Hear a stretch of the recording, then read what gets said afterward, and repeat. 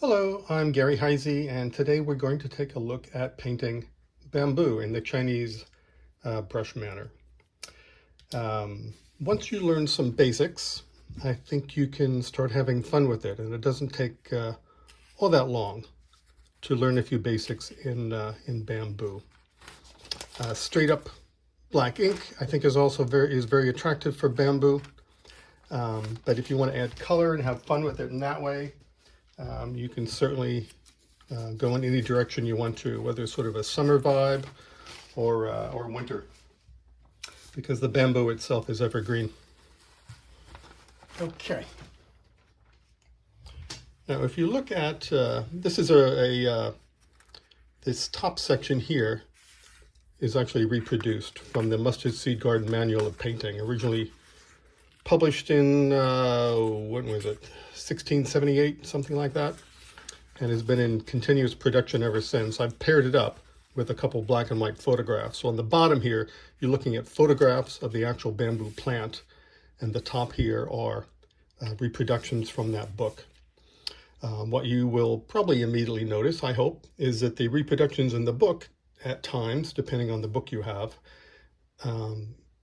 generally just print pure black and white with no gradations or lighter gray tones whatsoever. I still think that the Mustard Seed Garden Manual of Painting is probably the best single study guide for Chinese painting in general, but you have to keep in mind that actual painting involves using a lot of tonalities, lighter tones as well as black. In fact, black is almost really just used as an accent when you're doing brush painting. There's very little that you do in pure black. Again, photographs at the bottom. Here's some leaves, here's some stalks and leaves, a further view, and then reproductions from the painting manual up top. And also what you would probably notice, particularly in this picture, is that if you are attempting to paint bamboo as we see it in the Western sense of what we know as realism, it's overwhelming because there is just so much going on. And I think the Chinese have come up with the brilliant approach, and that they have come up with a number of different patterns that you can utilize and do an infinite number of variations on those patterns in order to paint the bamboo leaves.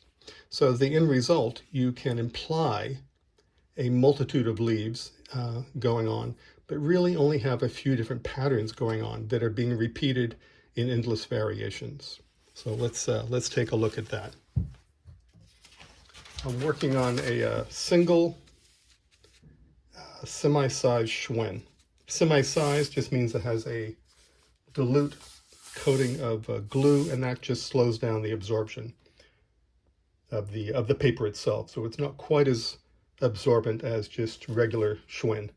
Xuan being Xuan, your basic Chinese rice paper. Okay, hopefully you can see the corner of my brush there.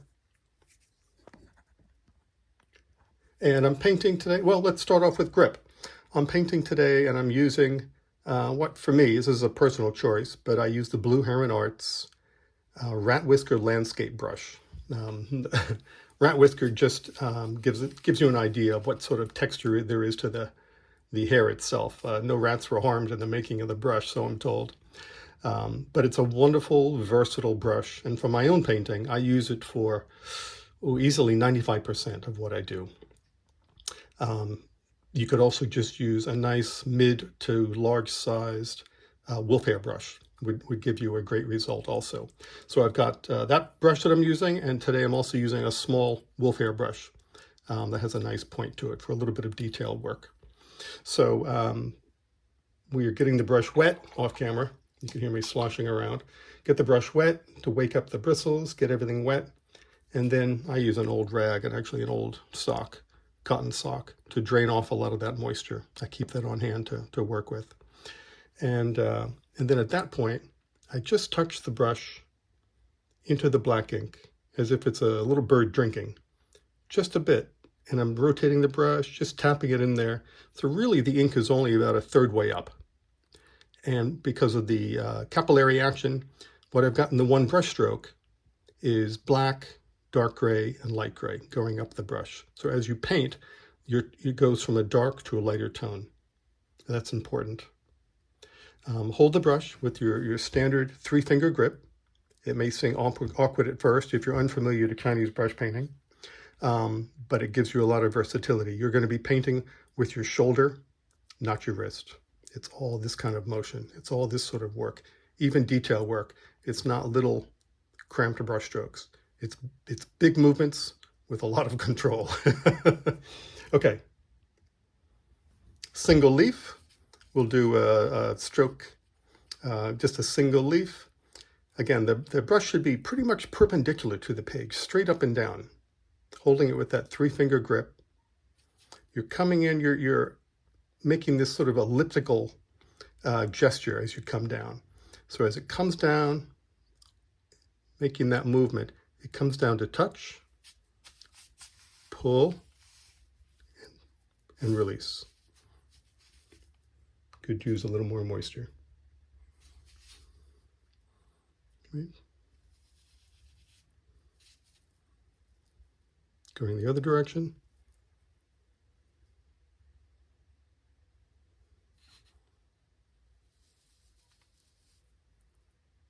That's a little better.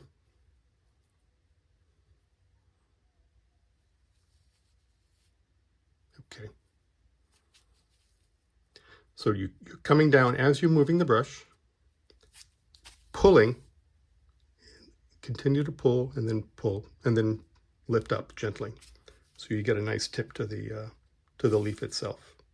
That's the basic stroke, no matter what direction that leaf is going. And that brush is going to be, for the most part, straight upright. Okay, now to show a few of the patterns of the leaves in different groupings, you could think of a set of 3.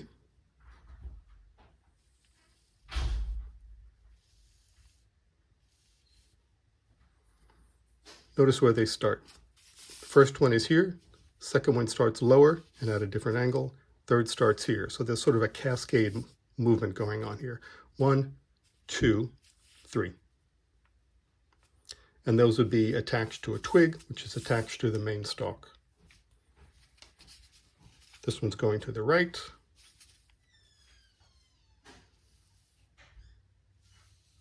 Going to the left.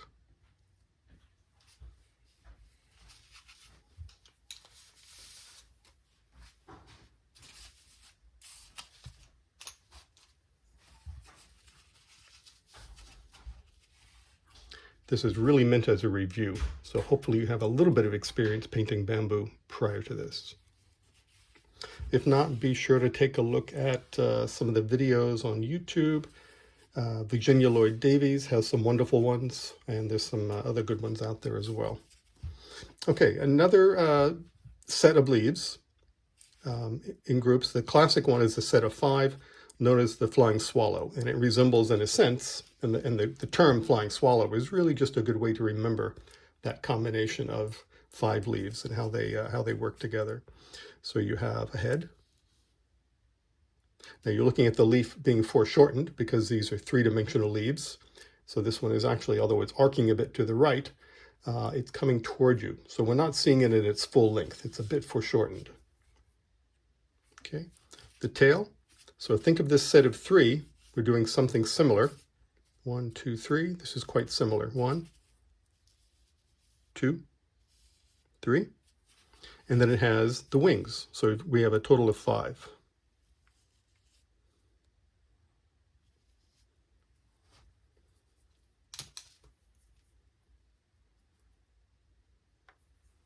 Okay.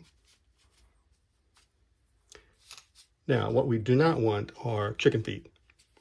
Chicken feet is when everything starts at the same spot and comes down, and the end result looks quite flat with no dimension to it. So that's what we do not want. Imagine the leaves are existing in space. Do your best to look at some photographs, or even better, if you're able to visit a garden that actually has the bamboo plant, and take a good close look to try to understand the structure of that plant. It's not like any other plant. Bamboo is quite unique. And even within the bamboo species, there are so many variations that you will get some varieties and things going on there structurally. But this is sort of the basic you could say your basic generic bamboo. So here's happen to be a set of 5. Bamboo leaves are not all the same length. Generally, the newest growth is the longest. You will almost always have a leading leaf that is the longest, and the others are a little shorter. Okay, but like I said, this is our swallow. 1, 2, 3, 4, 5. For the wings, don't make them parallel. Don't make them mirror images of each other. One should be bigger than the other. In the morning, with those leaves are going to be perky, right? Late in the day, in the hot day, they're going to be drooping a bit. In the rain, in the wind, in the snow, they're definitely going to be drooping down. So you can create a sense of the season on how you depict the plant itself without necessarily depicting specifically snow, sunshine, etc. Although, of course, that's up to you. That's your option. Okay, we'll grab another piece of paper. We'll do that once more.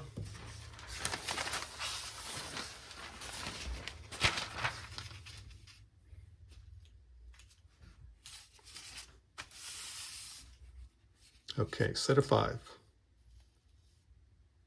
Head for the swallow. I can come straight down for that second one. Make sure you intersect them, at least at some level.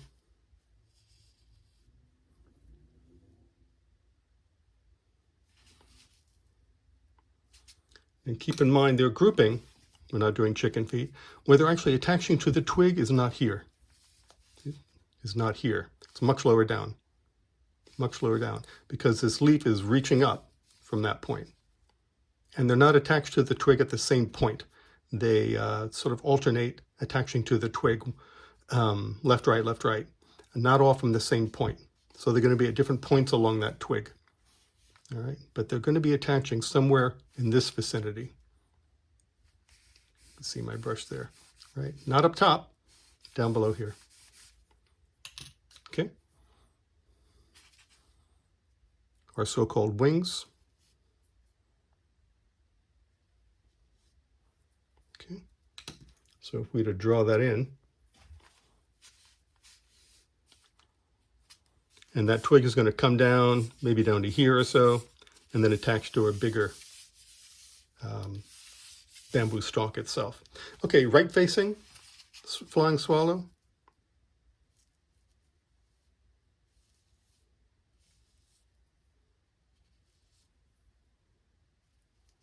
Left facing. Now, if I want to do, if I'm doing a painting, full-size painting with bamboo, we want to layer these up. They're not just sitting as a group, a set of 5 by itself. They're going to be layered up behind each other to give the sense of massing. So rather than putting my brush at this point back into the black ink, I'm just going to touch the tip to the water.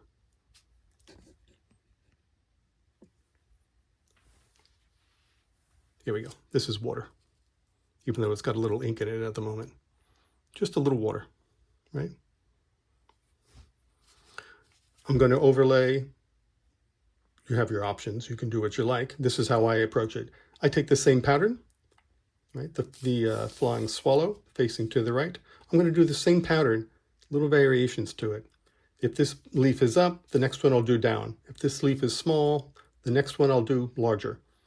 And just offset it a bit at an angle with a lighter ink so that it overlaps that original form.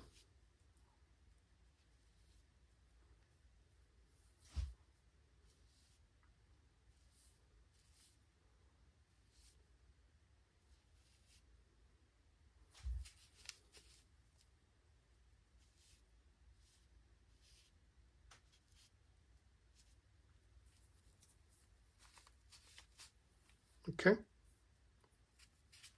Very simple approach. You can do an infinite variations on that. Again, bear in mind, you are holding the brush, whoops, 3 fingers for the leaves, perpendicular to the paper, and keep your arm loose. I'm painting standing up at the moment, and that's, even if you're doing a small painting with leaves, I think you're less inhibited that way than when you're sitting down. Okay, let's take a look at painting the bamboo stalks themselves. Now, in this case, we're going to use a drier brush with less water on it. because we're using a semi-sized paper, it's not going to be all that crucial. And you can see me brushing back and forth.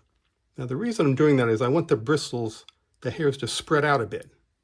You can even pounce the tip a little bit so it really spreads out, and then sort of flatten them on one side.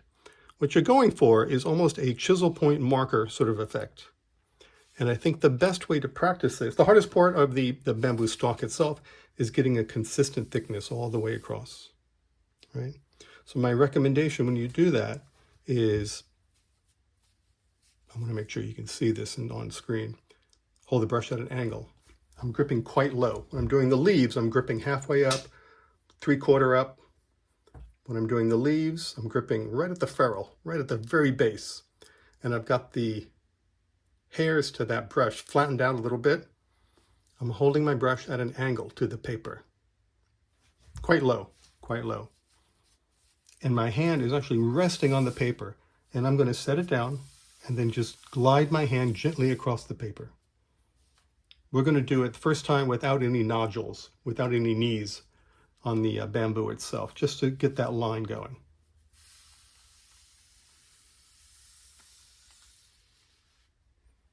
Okay.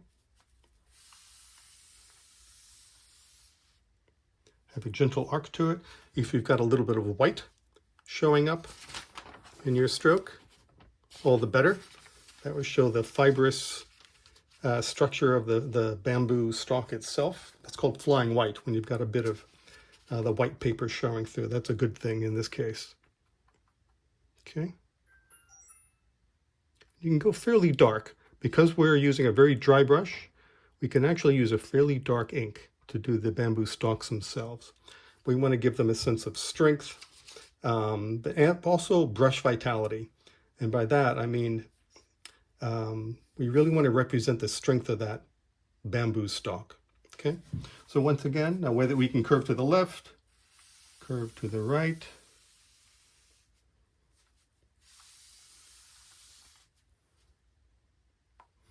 Okay, now for the bamboo stalk itself, for those breaks we're going to do, we're going to overemphasize those a little bit than what you would see on the actual bamboo plant, because we want to emphasize the structure of the plant itself.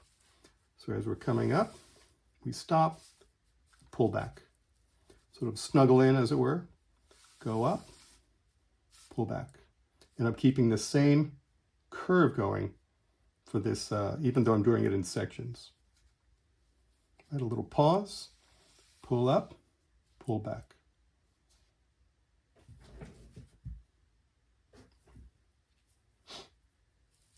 Once more.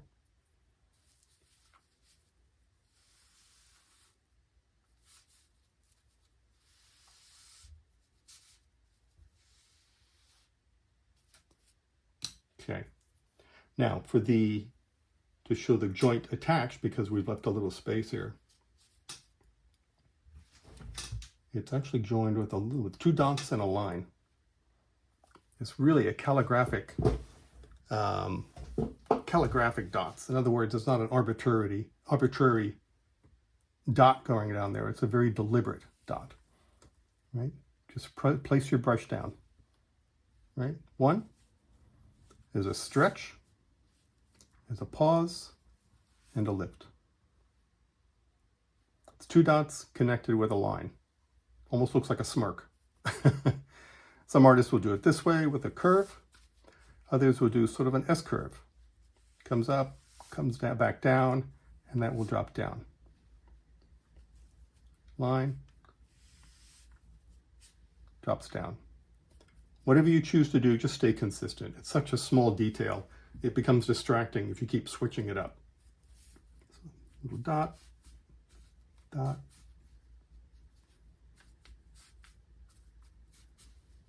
And it should extend a little bit. It's a little wider than the bamboo stalk itself. Again, we're emphasizing the structure of the plant.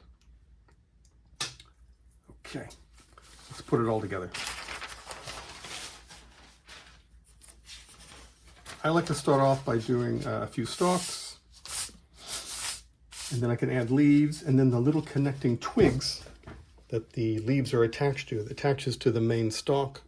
I will actually put in last, because you only have to really suggest those, quite frankly. Again, a lot of this type of work is we're suggesting, maybe we're drawing 20 leaves, but we're suggesting 60. So less is more. The page can get quite cluttered up if you want to put in every leaf, every stalk. So just tell your story simply and straightforwardly. Let me put it that way. Okay.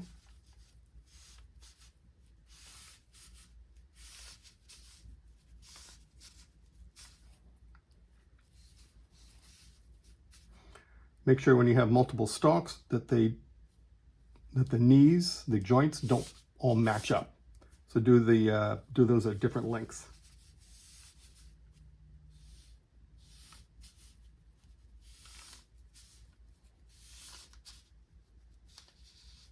Okay. Getting my brush wet. Okay. A little bit of black at the tip. Now, when the plant grows, the twigs where the leaves are attached really alternate. They grow right above the knee, as it were, at each joint. Here, here, here. One will go left, next one goes right. Next one goes left, next one goes right. They alternate back and forth. Now, of course, it's going to be some behind, some in front, so keep some variation on it. Don't be too rigid with that concept. So what I'm going to do is, if the twigs are coming up here with the leaves, I'm going to paint the leaves in first and alternate bunches and then attach them. We're not going to do the entire composition, but we will show some examples. So attaching here, nice big leaves.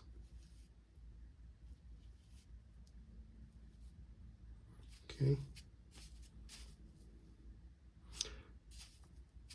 Right facing swallow. Let's do a left facing swallow here. A little smaller. Okay.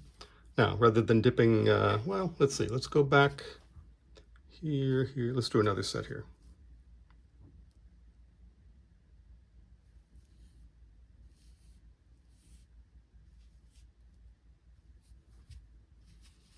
I'm going to go back and just touch my brush to the water.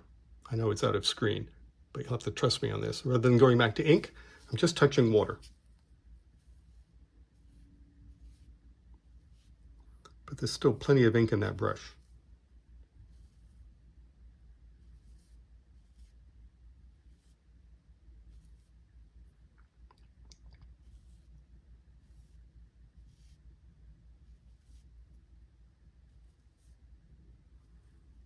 Again, it's just going back for a little more ink. Let's do this one here.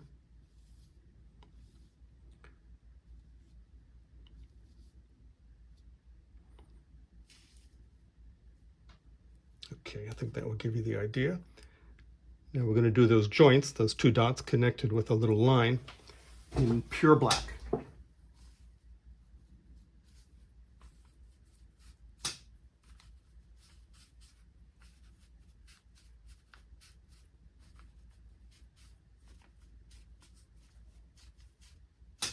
Okay.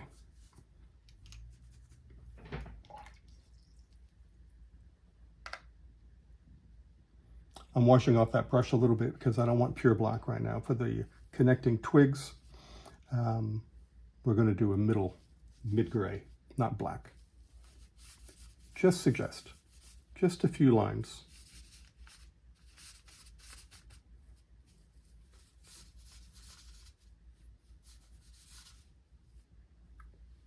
Okay, that's sufficient.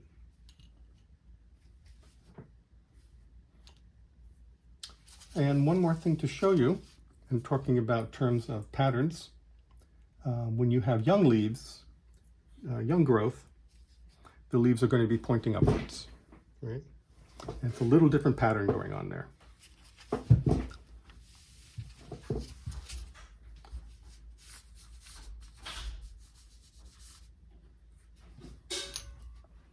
Okay, we're going to have groups of 2s and 3s. And the group of 2, they're going to come off from that tip. That's a fishtail. Let's do another one here. And they don't start the same point, they alternate. And the leaf is behind, growing down that stalk. Double fishtail, a couple smaller leaves behind it. Trying to make these 2 parallel, they're going to come off at different angles. Maybe they're pointing a little bit more toward the end there. So fishtail, goldfish tail is a set of 3 leaves. Same concept. First leaf, the longest, is going to come directly off of that twig. The same direction, same gesture.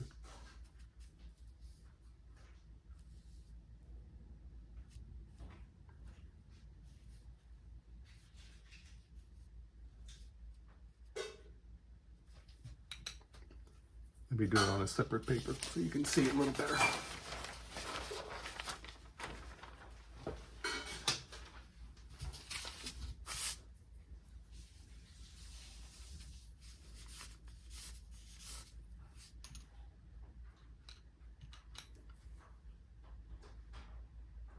Wet brush for the leaves, touch it, just the tip into black. Goldfish tail, 3 strokes. 1, 2, 3. You can also continue a couple more there if you wish. 1, 2. Fish tail, 2 leaves. 1, 2.